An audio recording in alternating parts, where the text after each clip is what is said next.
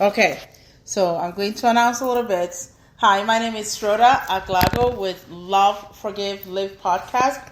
Today, our guest, I'm very excited actually. Of course, when have I not been excited? Our guest, Mr. Philip Montrose, he co-authored a book with his wife, Jane Montrose. Together, they are working partners, and I love that. I'm a big fan of the two of you. So please, you deal a lot with holistic healing as well as bridging the gap between spirituality and holistic healing. So please enlighten our guests and introduce yourself, and of course, tell us more about what it's about, because it's a mouthful when you describe it or mention the whole thing, and it's like, okay, what does this mean? Yes. So welcome. Well, thank you for inviting me, Rhoda. And You're welcome. My partner, Jane Montrose, is here too, and energetically. Oh, good. Yes, our background, and when I say since my wife and I do things together, I sometimes say we, is in holistic coaching and healing with really a spiritual focus to it. Yes. And this started earlier in life, just probably like a lot of people listening or watching. Mm-hmm. They have this spiritual spark. Everyone knows they're sort of somehow connected spiritually, even if they're in denial of it, on one level or another. I agree. You're right. And as I started wanting to kind of get out in the world in my 20s, I was in film school, produced a movie, which I kind of felt some of my ego in it, like it sort of doing a belly flop in front of everyone, thinking you do a good dive and you didn't. Uh-huh. And that failure sort of set me with like a lot of cold water continuously flowing down my body and veins in a way. Mm-hmm. And I had to awaken to seeing, hey, what's going on here? And I had this latent spiritual interest probably since I was very young. Uh-huh. I know some people, I don't know if this was your case, some people seem to be, from very young, aware of a lot of spiritual matters. Yes, I was one of those weird, the kids used to call me kind of weird. Even though, collectively there's probably millions and millions of people like yes. Relative to the numbers of people in most communities, you're really in a minority. And yes. You're ostracized, you're often kind of repressed and looking for someone to talk to, or in my case, I was doing a lot of rebelling growing up. Of course. For my case, it used to be fighting because I didn't understand. From age 12 to, I believe, around 13, 14 or 15, around that age, I was very angry with everything and it was frightening because it wasn't making sense. It didn't fit with everybody else. And I kept asking questions because they would come. And I just kept asking. Right. And that sounds somewhat familiar to me, akin to my experience. Oh, really? Yeah. When I was in junior high school, I went from like the little small enclave of an elementary school to a more broader, different people from different backgrounds. And suddenly there were cliques and you were in full-fledged adolescence and conformity. Yes. And that's partly normal and natural. But there was something extremely artificial and unnatural about it to me, to the point where, people were so divided into camps, I couldn't really understand it. Yes. I didn't understand the phenomenon, although it's actually the norm rather than being something unusual. Yes. But it set me in a tailspin and reacting against it even when I was around 13 or whenever those ages are. Mm-hmm. And I became very pessimistic and cynical. That was sort of my coping mechanism. Yes. And there was some anger. Wow. I was voted the most sarcastic person in my high school. Oh my, that's quite a title. Yeah, something I'm not particularly proud of, but I just mention it as part of my journey of awakening. And going back a little bit now on my journey here, just to fill people in, to give a context for me where I'm coming from. So I started looking at different spiritual ways to awaken, spiritual investigations. Now, this was back a few decades ago, so there wasn't as many things as accessible as there is now on the internet. Yes. that took me in the Japanese tea ceremonies and Buddhism retreats and the Ropa Institute. And eventually I connected with a Gurdjieff Ouspensky group, which some people know that they were sages in the 1900s, and they had a spiritual organization Gurdjieff founded. And there were different groups that followed his principles, and one group said, had one locally in Los Angeles where I was living at the time. So I said, well, this seems about as good as I can get. I think I need support. I can only go so far on my own. Yes. And I think a lot of people have that sort of submitting to an authority, a guru, some kind of group. Yes. Which makes sense transitionally. The part of the group that had me suspicious from the start was what I was trying to transcend in the first place. This chosen people, like now this is this special group. You're not a Christian, you're not a Buddhist, you're not a this or that, you're in this Gurdjieff Ouspensky special group of chosen people to awaken. And I said, well, I'll just sort of let that go on the side. And as I continue to go on, I learned a lot of wonderful spiritual principles and esoteric things, which I still use and teach today, which are phenomenal and little known. But it became, and that's where I met my wife and partner, Jane Montrose. Now. Wow, beautiful. And then afterwards, we started realizing, why is this leader of this group the one who's enlightened, who has the direct contact to God, sort of the priest idea? And this doesn't make sense, and it felt very inhibiting. Yes. And there was also this principle, this tenet in the group of not expressing negative emotions. And on the surface, that may make sense. However, what it meant in practice was being very repressed and worried about being, quote, negative. Yes, I can see that. Yeah, so that had its own problem, and we're trying to spiritually awaken, and it became very self-conscious and sort of the opposite of what we were intending it, or at least our purpose. So we left that group. We were shunned. We were exiled. Went into Away with you. You wouldn't be banned. We became part of the devil, right? Which in the Tarot is a rebirth, So yes. We were reborn. Okay.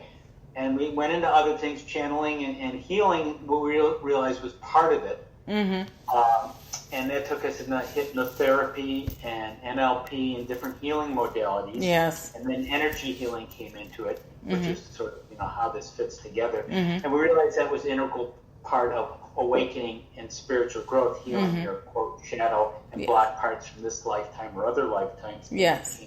To discover for your life plan and life purpose. And that got us into individual sessions and training, healing, and coaching. And then we developed a lot of processes and techniques and holistic EFT, a tapping technique that we developed our own kind of spiritual approach, and spiritual kinesiology, a healing from the soul. We integrated that into this soul awakening. And that's what we do now. So that's sort of the, a little bit of my story. I love that. So my question, whilst you were saying all that, whilst you were going through this transitioning from one stage to the next, and then things were steering you on, what was the core belief system that allowed you to recognize, wait, the path that we are on, this does not fit fully the knowing that I have within me that I'm being led, but it seems like I've reached a place where the being led it's not resonating with where I am. Okay. So that's a great segue question. Thank you, Sarota. You're welcome. So part of our journey, some very powerful healer, spiritually awake people, one of them taught us sort of a version of what he called soul centering at the time, and connecting directly with your soul as a way of waking up and healing as well, which we integrated into some of our healing techniques as we went further. So many people believe that you have to have these rare moments in life when you're awake, when your soul is present, which is true for a lot of people. Yes. Until they wake up more. It sort of happens waking up out of the slumber, the default state where we're just sort of being carried along by life's momentums and moment-to-moment things, survival. And then there's the beauty of sunset and nature, and that wakes us up temporarily when we're there. Mm-hmm. Or we're in an emergency and we need, our full presence. That wakes us up. But those are usually rare times for most of us. Mm-hmm. What we realize through the soul centering, at any moment, given this moment now, you can be awake, and that's what we teach, and we have methods to do that. Yes. And when you have the methods, they're good for healing and just for general meditation and mindfulness, although in some ways they go beyond that. Mm-hmm. And then you can be present whenever, and that's part of the awakening process. Yes. My question too, and when you were on this path, or you're still on the path, and because now you're beginning to do the work to heal others and teach them how to tap into themselves and connect to their soul and recognize the peace that exists. Whilst you're doing this, did you recognize a change in yourself? Oh, yes, many times. Mm-hmm. Many times. So going back from the person who was very disillusioned and the most sarcastic person in their high school. Yeah, because I'm excited about how that went from that to this. That doesn't work well, even though I still have that cynical streak. And part of that is, I think some of it may be genetic and just sort of the way you look at the world to a degree. Mm-hmm. But being pessimistic and cynical is, for the most part, pretty limiting. Yes. But seeing sometimes the flaws in things can be useful, and some people are more attuned to that. So at a certain point, I realized that I needed to be more doing what I love, which is this coaching, healing journey. And I was a school teacher for a while, a traditional educator in the classroom, which I enjoyed and was useful. And it was sort of in some ways, a placeholder to find my truer, deeper work, which I do now with my wife. Uh-huh. And I was doing that more on the side, which is a good way to follow your passions, to sort of do it slowly and developmentally rather than trying to jump all in and pressure yourself to realize your purpose. So the things that are in alignment with that are good, and as you attune and become very sensitive and soul attuned, that becomes usually pretty clear immediately. Mm-hmm.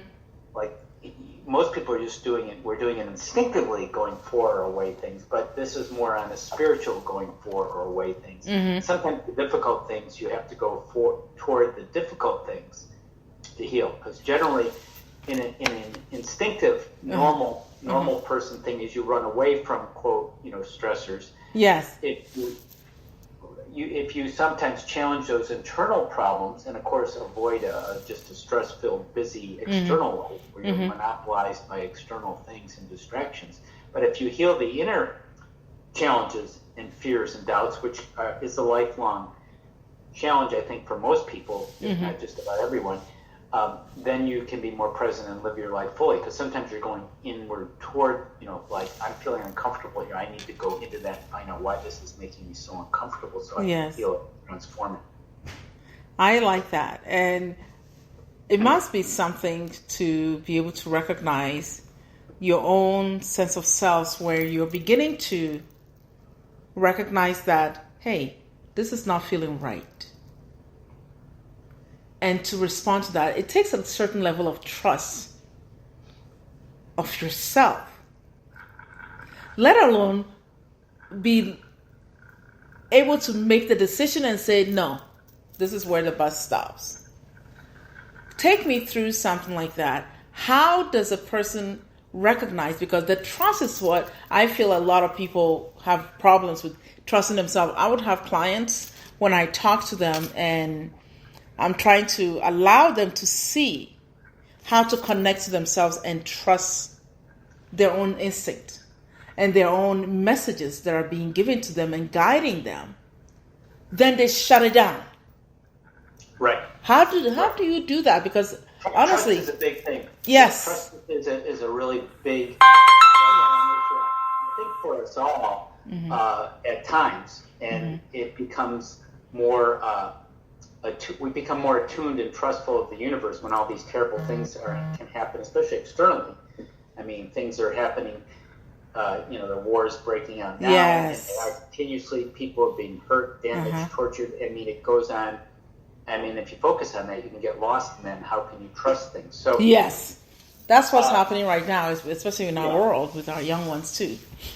So you have a certain amount of things you can control and have agency, and the more you can brighten yourself up, the more impact, and that's what you can do, all you can do, and you can add your light to the world. Yes. So there's more light coming in the world than rather you being shut down and untrustworthy and another darkened element adding to the darkness there. Mm-hmm. So I think this might be a good time to add feeling one of our processes in our new book, The Loving Power of Your Soul. Yes.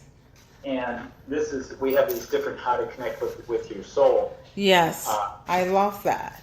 Isn't that a neat, beautiful Yes. cover? I actually, when I saw it, I was like, because I'm all about blue, and we could talk about the color blue all we want, because it's a color that, with self-disclosure here, I keep having dreams where blue has become a very significant color for me for the past 2 or 3 months, and it just keeps coming up. It keeps coming up.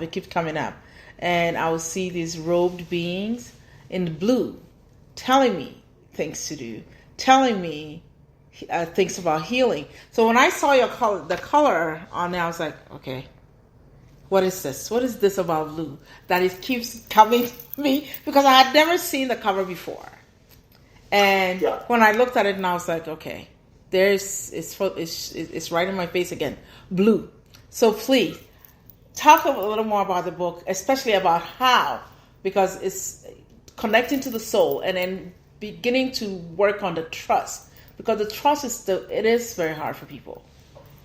Yeah, that's a huge topic, and I'm glad you brought it up. I mean, I think that's one of the evergreen challenges of living a human life, to learn how to trust with all the challenges and the duality of the world we're experiencing. Yes. So the new book, The Loving Power of Your Soul, we start with preparation, which is how to use your functions, how to use your intelligences to live a more soulful, enriched life. Yes. And then in the middle, we call it the activation, where there's different ways. There's 6 ways we describe to connect with the soul, which we're about to do momentarily here. Yes. And then maybe we can get you might get a little glimpse of the blue too when we do that. Yes. And then afterwards, we actually talk about these processes, these healing processes, about holistic EFT and the spiritual kinesiology, healing from the soul to clear the shadows, because the soul can help you heal as well as connecting to it. It's an interesting multiple function there. Yes. So let's do a connection if that sounds good, Sarota. Yes. Okay. Yes. So this is one we call the apex process. It's a real simple visualization. So what happens if you're not trusting? So you can think of something. Can you focus on something you're not trusting? I mean, you want to kind of go through this yourself for a moment. The stuff is strange because I'm so trusting, and so I'm gonna have to work hard to find something not to trust. Okay, well, so I have to figure something out right now. Yeah, I'm just thinking if we do it experientially, I can kind of talk through it, but it might be interesting if we do this. I mean, I can even do it kind of with you. If it's not trust, it could just.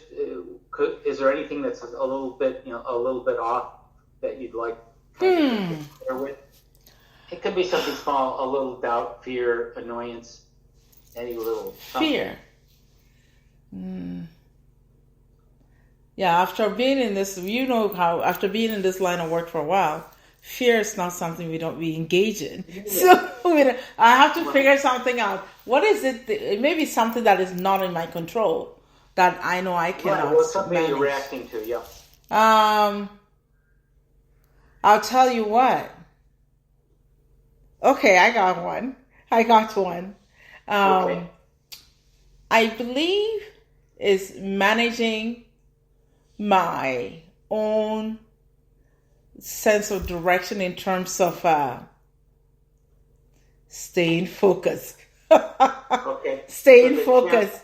So some frustrations with staying focused? Is that what you're saying? Yes, staying focused and not feel like, what if things become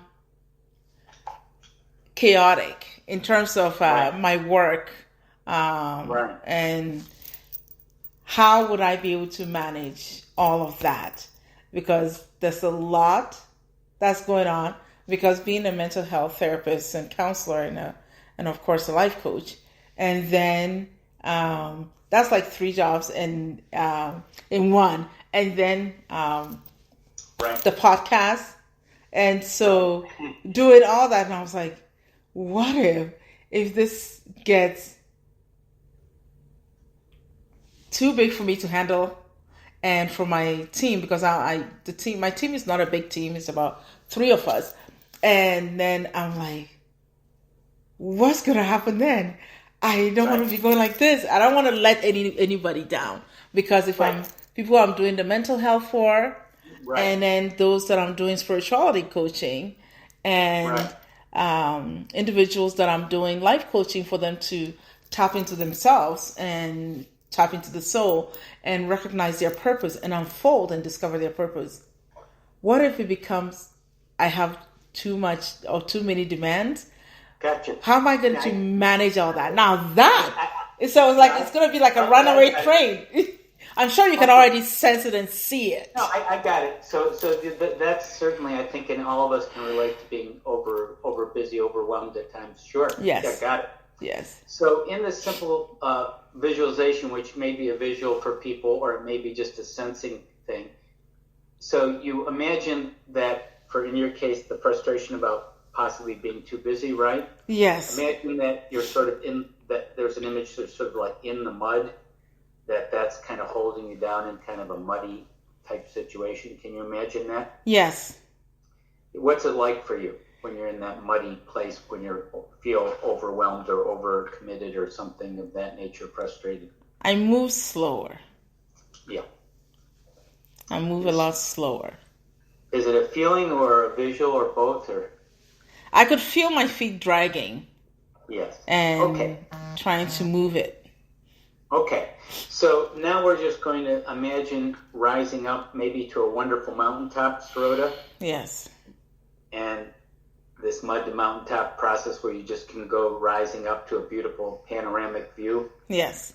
Your vision widens, you feel very relaxed, and the air is fresh. The temperature is perfect, right? Yes. And everything is very wonderful and enlivened and clear. Yes.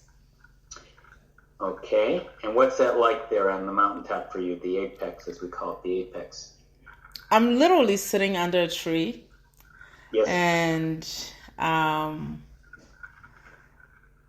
And completely relaxed, and it's just the sense of satisfaction, but satisfaction not in a sense of, oh, I'm here, but it's a sense of it is done. And it feels good to be here because the meadow is just beautiful and lush and green enough. I can hear the birds flying around, just chirping and being excited. And of course, the breeze feels beautiful. But there isn't any fear, but there's a sense of, I'm doing this. Mm-hmm. And kind of calm and confident, would you say that? Yes. That's the word? Okay. Calm, right. Yeah. Good. So from this place, this calm and confidence, when you kind of sense back down to where you were previously in the mud, when you look back down, what's that like, kind of looking back down to where you were? I can barely see where I even started. Because the mud is too far away. And looking down, I recognize that it really didn't mean anything. Because I can't even see it. Yeah. Very good. And are there any other sort of thoughts or awareness about, concerning about being too busy or too committed when you're on this mountaintop and you have that calm confidence? How does life seem like that? Being there, I do have one being with me. Yes. And it's a light being. Yes. I call it Christ or Jesus. We're sitting, and I am literally, now this may sound childish, but I'm literally just leaned back on his shoulders and just taking deep breath and relaxing and recognizing that I am supposed to be there. Right. Now, when you say there, where's there? the mountaintop where I'm standing, and that feeling at that moment feels right. It feels right, but at the same time, feeling like it was supposed to be all along. Right. So there isn't any apprehension, because if that's where I am supposed to be, I am where I'm supposed to be. So that energy is within you, embedded within you, permeating you? Yes.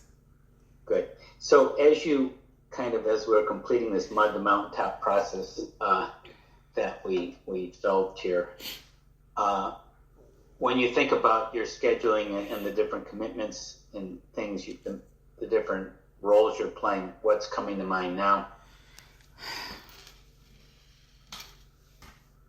There's nothing stopping me. Well, the words I'm hearing, and for lack of a better word, I'm going to speak in third person. There's nothing stopping you. Only you can put the brakes on when you're ready to put the brakes on and say, I want to take a break and I'll come back to this. But at least you'll be able to recognize that you'll be doing and moving into the direction you're supposed to be in. You're feeling that mud is because you've imagined being here, but you never quite expected it'll be this soon. Mm-hmm. And now that it's here, it's shaking a little bit because you're saying, wait, I had to be prepared and ready for it. But the fact of the matter is, you've been prepared from a long time ago. You were already being prepared. So finally, if you arrived, you have to stand in it. There's nothing to fear but what you create. Mm-hmm. So that's the thought. So you're doing and moving in it. So that might be some thoughts to carry with you. Yes. Some feelings. Yes. And I think probably based on what we're just speaking about right now, the thoughts and the feelings of making that come at me, I think it goes back to that child that everybody thought was weird. That child that constantly had these questions. And now that it seems like these questions are beginning to fill in place, is debunking the thoughts of what was being told to that child, that you cannot have answers to these questions. They don't exist. Like the words of my grandmother, whom I love very much, tells me, you can't have answers to these things, that if you keep asking, you are going to go crazy. What questions are you referring to? I remember the biggest one, and strange question was me asking a question. Well, Grandma, where was the Creator before us? And she's like, what? And I said, well, where was the Creator? Where was God before all of us? And she's like, you can't get answers to these questions. Stop asking. And I'll be like, well, why am I here? Well, why? And she's like, no, leave that alone. And I think even at 13, leave that alone, child. You can't get these answers. You go crazy. And then one of the other questions were, well, what am I supposed to be doing? Mm-hmm. And she'd be like, well, just go to church. And I was like, no, it's more than that. And she said, well, be a good kid. And I said, no, there's more than that. What is it? She said, child, you're going to lose your mind. Stop it. You were challenging her mind probably at the time. Yes. Yeah, so you're living into, as Rainer Maria Rilke, the wonderful German poet, said, you live into the answers. You ask the questions and you live the questions and you live into the answers. Yes. Yes, and, I love that. We're doing that, and we're doing that by going to the mountaintop, that from our book, that visualization, or we call it the apex process. Yes. The loving power of your soul. So yes. You find the loving power of your soul, and you may find some other invisible support like you did, which is wonderful, yes. up there as well, and ask the questions, get the answers, and then lift them and bring them down into the everyday reality that we're living. Yes, and that's very powerful, and I appreciate that, because I don't know if you can tell, my shoulders came down, and my breathing, I recognize, is more just calmer, and not going like, oh my goodness, sorry. It seems like everybody decided to call during this time. So with all that's coming at me, it created a thought like, ooh, even the way when you were asking me the question and say I should think about something, it was almost like I was a bit apprehensive to even mention that and even try and hide it, but I was like, why not? Let's hear it. And then when I slowly started describing it, I didn't even know how to describe it and tell you. And then once I put it in language, or I accessed language to be able to express it, it almost seemed like, wait, these are thoughts that I'm holding in my head. And sometimes I see my calendar and I was like, oh Lord, what is that? And now it's just like, okay, you asked for these questions. They're here. And you're living in it. And as you're living in it, what was causing the other part from robbing you from standing in it? Because guess one of the things I recognize is it's okay. It is okay. And the answers to these questions are possible to be answered. Right. And they're not impossible. And then, yes, I got a lot of the answers, and I haven't lost my mind. I'm still here. No, you have not. You're still here. And people who I'm sure listen to your podcast, or this podcast, The Love, Forgive, and Live, or read our book, The Loving Power of Your Soul, this is all very top of the mind for them. Yes. Very relevant to their everyday life. So, yes. I think we're all speaking a common language here. Yes, we're in a family. And that's, because, yes, and that's one of the things that the podcast, I'm grateful that it created a certain level of family, because for the longest time, the feeling of nobody's having this thought, what's wrong with me? And I don't know about you, but I had that when I was doing my residency classes. And I told my residency professor, and I was like, when I was in grad school, and I was like, I feel like there's something wrong with me. And he said, let's hear what you think is wrong. And then when I described it to him, he said, why would you want that to be something wrong? And I said, well, I just want to be like anybody else. He said, you're not like anybody else. And I was like, but I'm so odd. And he said, wait a minute, don't worry about it. Because guess what? That's what makes you unique. Right. And that's what makes you you. So if you want to try and fit in with everybody else, you're not going to. No.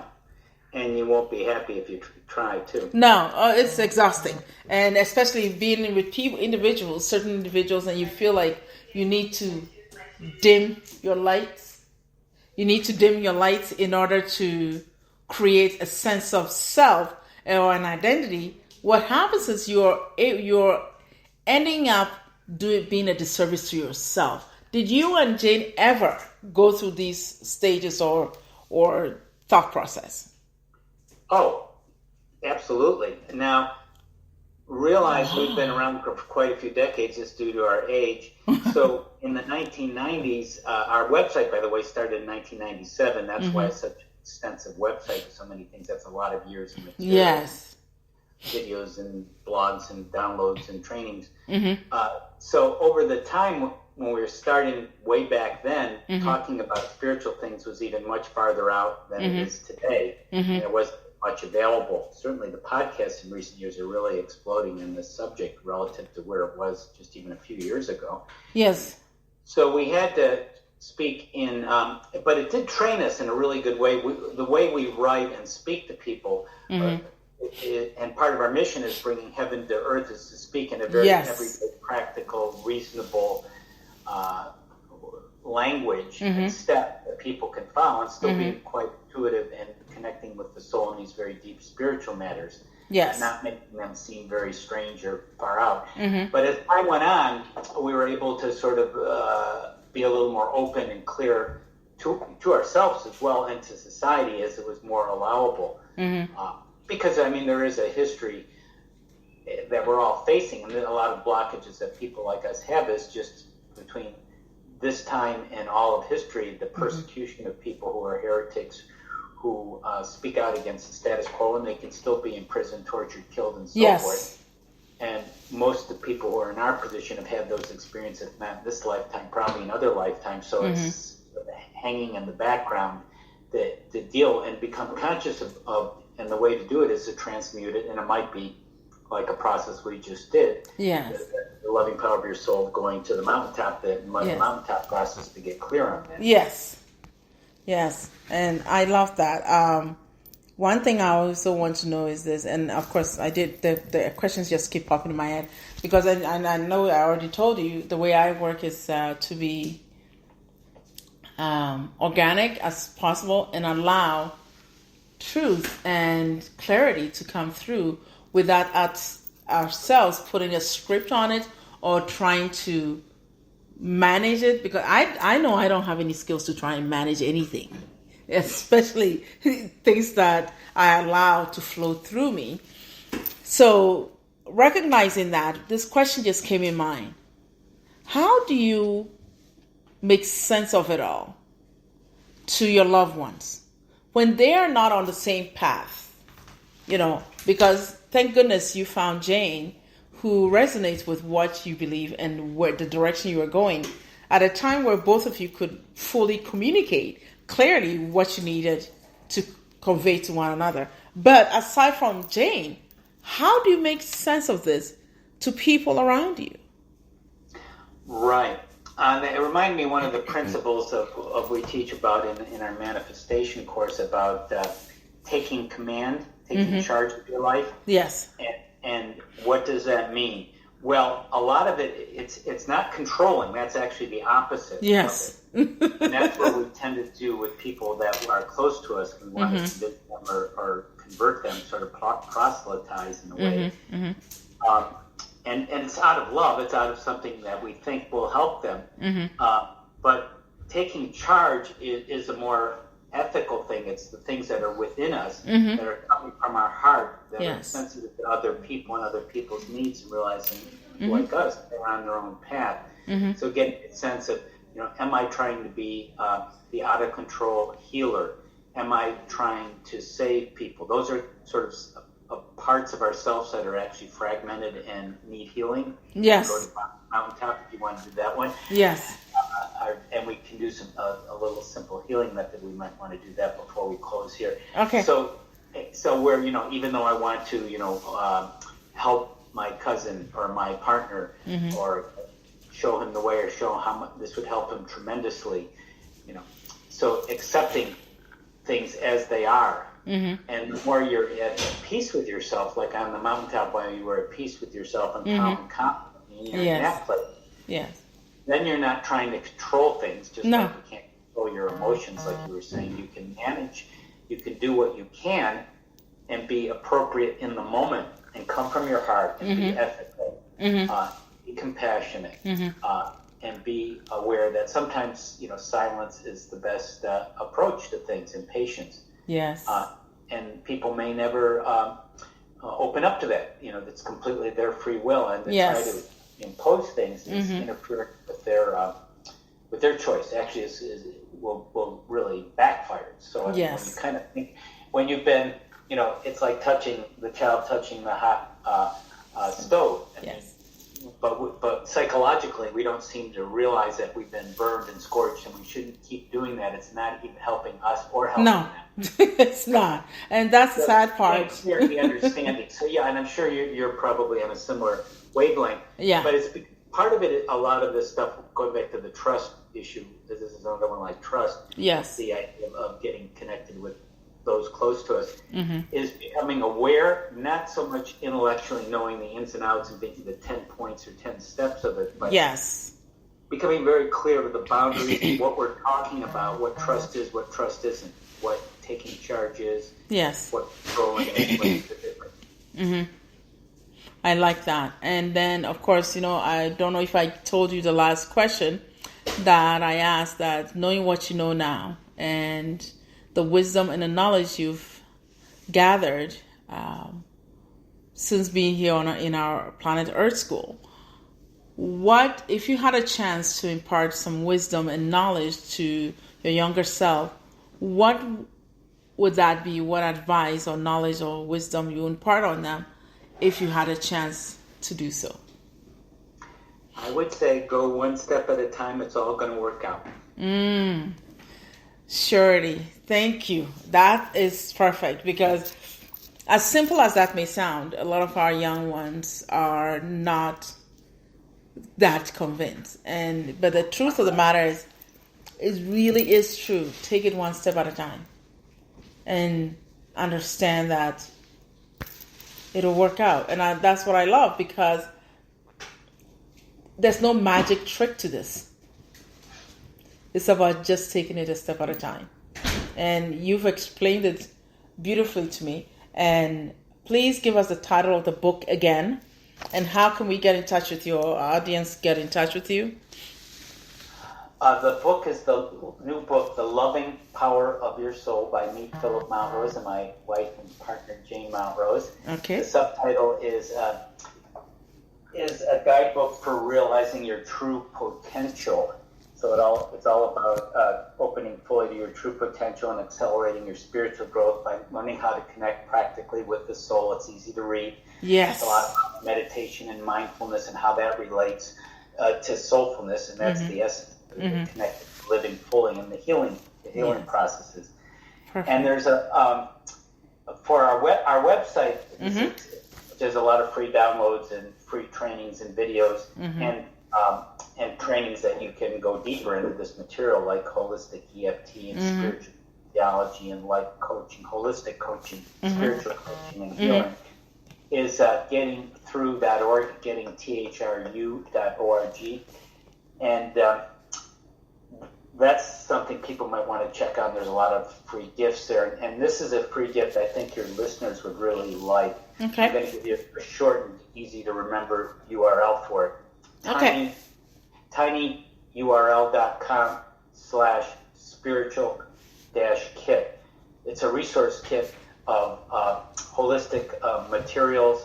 It's an excerpt from our new book, The Loving Power of Your Soul. It's good. some videos on holistic EFT and more resources. So that was tinyurl.com/spiritual-kit for that. Okay, let me repeat. tinyurl.com/spiritual.kit. Spiritual-kit. Tinyurl.com/spiritual-kit. Spiritual-kit. Perfect. I've got that. And then, if someone wants to come for training in your facility for the coaching or the holistic healing, to tap it into that, how can our audience get in touch with you? I would go to gettingthru.org, gettingthru.org. That will take you to the bigger site. And there's a button on the side about a free planning session. Okay. Or they could email us at holistic@gettingthru.org, holistic@gettingthru.org. But if they go to the website, the gettingthru.org, there's a planning session or a contact us page, and that would be a way to directly connect with us, which we love to connect with people. Perfect. I love this. Please, when Jane has time to come on next time, you definitely have to come again and then talk to us more about the tips, because when I get the book and finally start practicing this, and who knows, I may end up using some of the practices, because I went on your website and saw some of the stuff that's going on. I may even start using some of that in my coaching and with therapy and counseling, because sometimes clients are willing to, especially when you're working with individuals with trauma and trying to fight the drive of the trauma that they've suffered coming up, and then they keep asking themselves, am I safe? Even though they're no longer in that situation, they're in a totally different space. But the hold that it has on people, the question keeps coming up, am I safe? Am I safe? Am I safe? And I think a practice like this would help individuals who are struggling with this and begin to tap into the stuff that they can do, because they have